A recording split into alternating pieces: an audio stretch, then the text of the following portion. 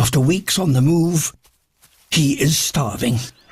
He's seen how to hunt, but has he learnt enough?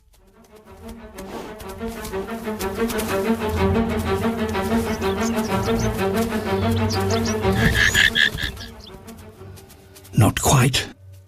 To find food, he must keep moving, heading deeper into unfamiliar lands. But it was made by a huge male.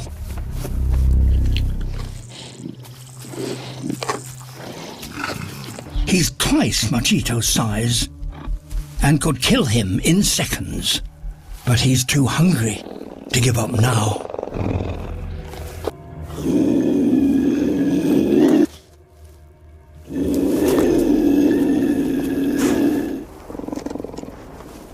Remarkably, the old puma backs down and allows the youngster to feed, behavior that is very rare among males. Machito's courage may have bought him more time, but his journey has only just begun. It's thought that few survive their first year alone. With luck, he'll be one of them.